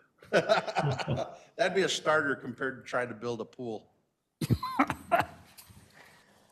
So whatever Anne thinks there's room for, and she can handle. I mean, I think we could have up to 8 boards for one for each of these, but I think we could also break it up into, Sure. 2 a board, so we don't have nearly as many. Yep. But Yep. yeah, kind of see how the formatting works out. Could make a suggestion that I don't know how much feedback you're really going to get from that one event. The May 2nd event, there is a lot of people at the park, but they're there for baseball. So I don't know if this is going to be something that's broken up where you can pick which kind of side of the spectrum you really want to sit on. Could it potentially be something that you put out to the public in that manner with a QR code as well to try and garner a little bit more feedback from people would be my suggestion, just because July 4th, I think you get a lot more people because they go to the park just to go to the park for all of the things that are there. But for May 2, it's really going to be a lot of people there for baseball. Yeah. Yeah, I was just thinking because I know there's a platform we have access to that I think you can actually do like an online sticker exercise. Either that or we just turn it into a basic survey format. Yeah. And I don't think it would be, I mean, the thing we're up against is, how long do we leave it out there for the public to weigh in on before we move forward? That's something I can work through with Anne, but I think it wouldn't be a huge lift to turn this into some sort of online survey that we at least have out for a couple weeks. We may not. I still think by July 4th we'll have wanted to move on to other things that we are asking for feedback on, but kind of we'll leave that in your guys' hands of how to guide that. Yeah, no, I think that would be good if we have something online and then plus with The more the better for me. a little bit of both, have both.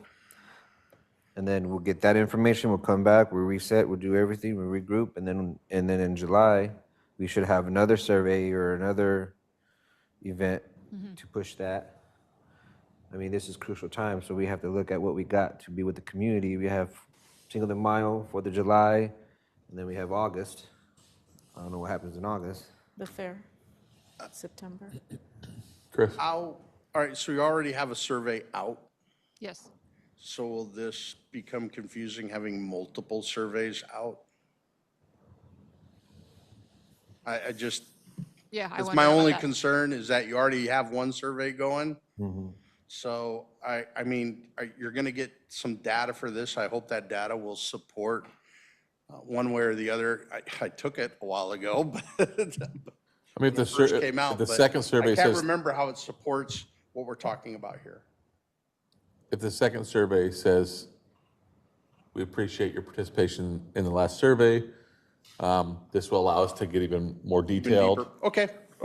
But the first survey is, That's my only, just so we Hopefully don't people create that understand it's a big deal, right? This is a big deal Yeah. for our well, community. that's what the community wants, right? More data is Transparency and more better. data. So, but the first survey is a longer end date, where this one is going to be a shorter end date. When's the first survey end? The 8th or 10th, I think. So I would say then that would be a good timing. Once that's done, then a new survey could go out. I mean, we might not get the participation, but I think if we don't try to, then it's a missed opportunity. Okay. Okay. Do we need to So vote does that or mean, anything? are we done with that, with this? Yeah, I think if you guys are generally happy with these options and us presenting those to the public, I think it's also helpful to just hear what you guys think we should do to engage the public and what you guys are hoping to hear from them. So I feel like I have enough information to work with Anne to get something ready for May 2nd and potentially a online survey to ask about these items as well.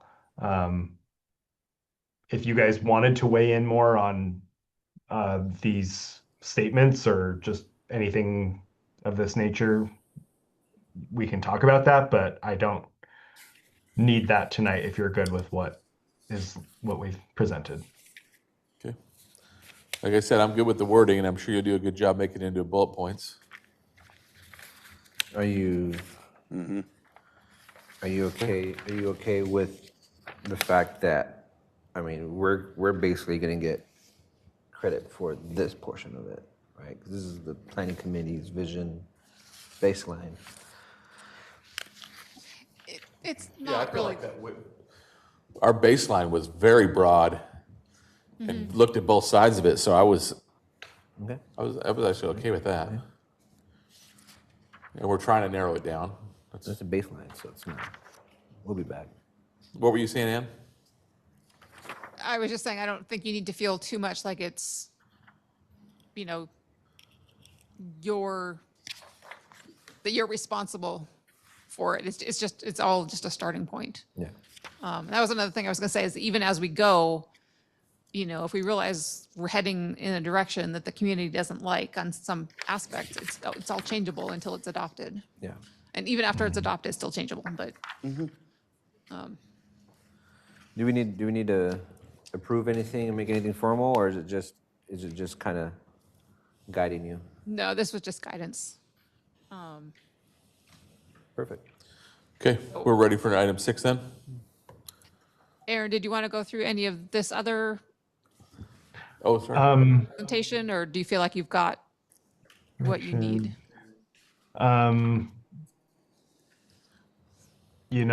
I feel like what I'm hearing from this group is we want to hear more from the public before we start making statements about this. And I know everyone has individual opinions, but I think at this point it might be best to just work on what's going to be coming from the public. So, Okay.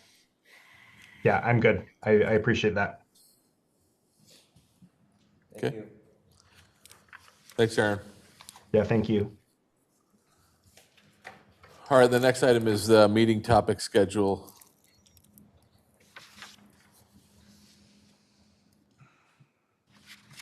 And do you want to expand on that, or is that just informational? So informational, but also I am hoping that some of you can come by the park at some points on May 2nd, interact with the public, some too. We can do a schedule if you want, or can be informal. I'm planning to be there all day, from like noon to 7. Selena said that kind of 7 was kind of the end of 8:30. 8:30. Yeah. Okay, noon to 8:30. I'm not sure I'll be in town, but if I am, I definitely will be. I'll go over and mingle. I'll be there beginning to end.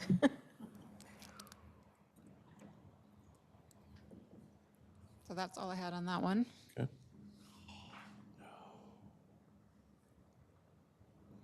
All right. Well, we've got 11 minutes.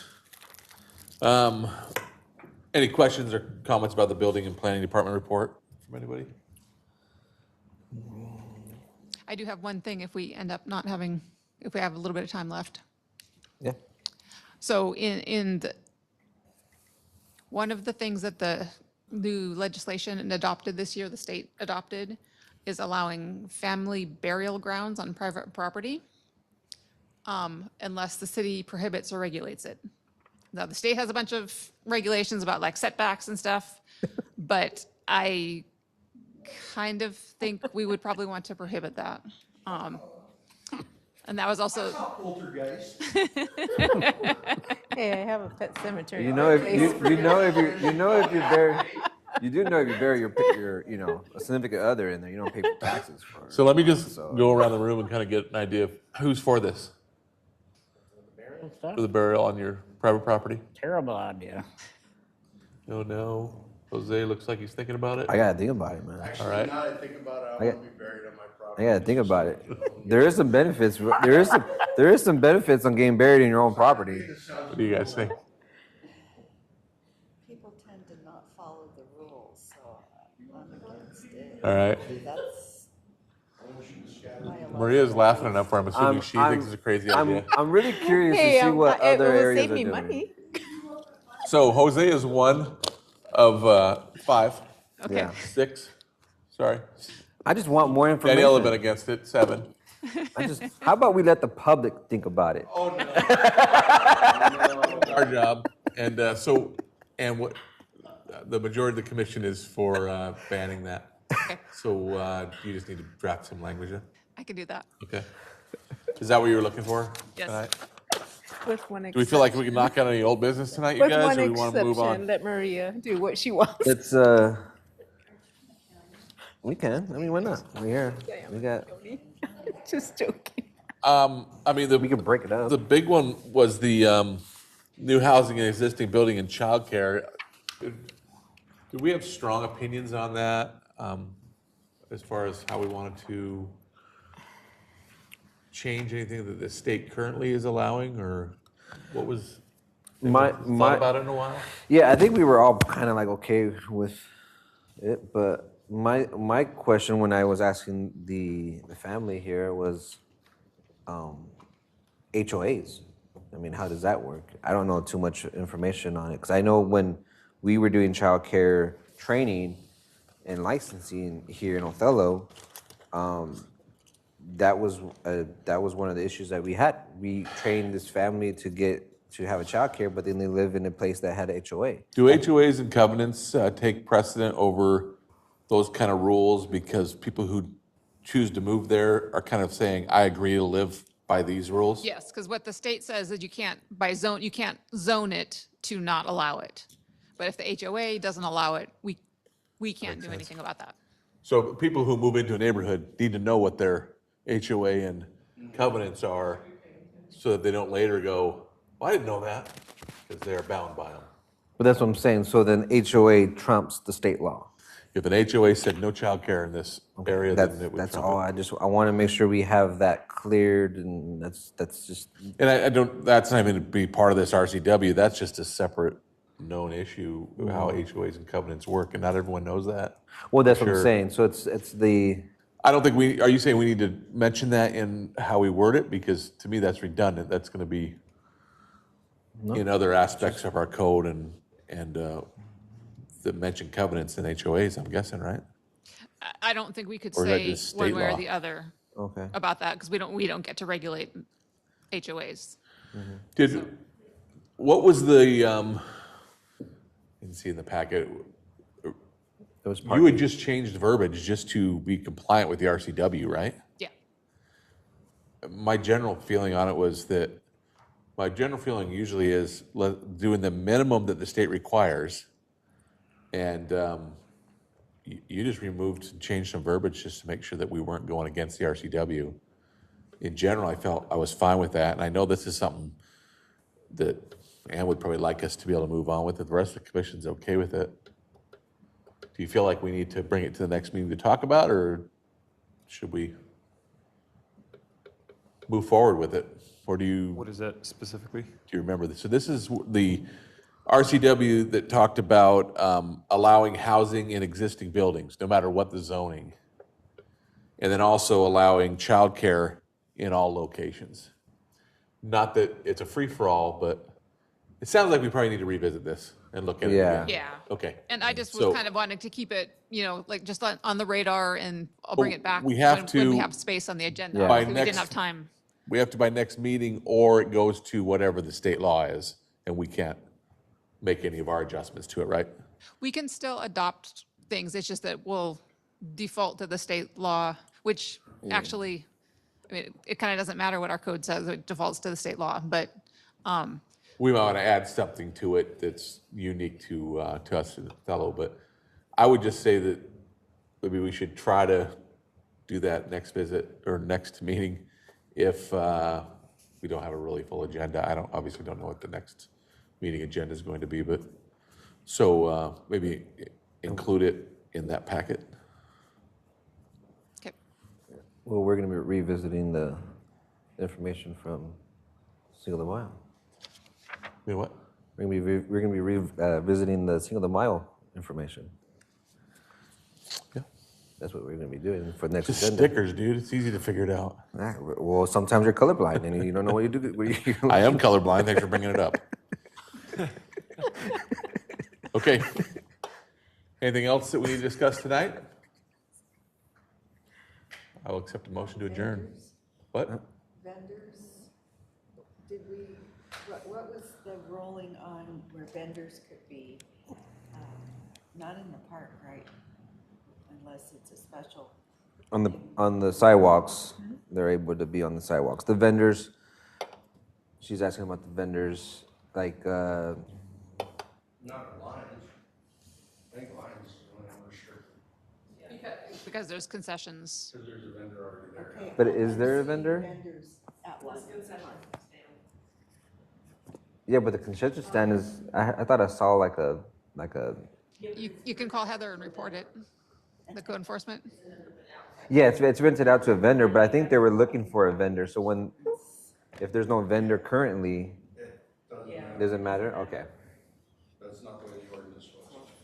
So I guess if you see it, you can report it. And then those scooter things that go really fast. Something needs to be done about that because Oh, so they're mobile? they're, And that's they're different. racing through the parks. No, the school. Man, if those were a thing when I was a kid, There was one. it'd have been on. One individual was going opposite traffic, faster than the speed limit. Well, I think, is there any city ordinance on the, like, the CC or He was going faster. the engine, like the, There is an ordinance on, four-wheelers, that type of vehicle. Yeah. okay. But I thought we had, I remember someone was discussing about, Sorry, wait, I'm sorry, what was your question? like the type of either it was You like, have those little electric bikes that are. yes, around didn't we have like either something have, They better have they better be street legal and have all their licenses, because if they don't, yes, they could be. Not if they're on the sidewalk. Well, not on the sidewalk, you're right about that, but if they're on the road, it's a big deal. yeah, but that's what I'm saying. Well, Yeah. Bicycles not supposed to be on the sidewalk? right. That's. I was being facetious. This is a really, I think, an important topic, and I don't know if it has anything to do with our purview, but I'm all for having that discussion later. Yeah, 'cause one of them little monsters in front of me at lunch today, and I was late getting back to work, so. Wait, Bam! Okay, I'll accept the motion.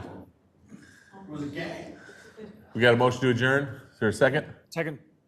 All in favor? Aye. Aye. Opposed? Motion carries. Meeting adjourned at 7:59.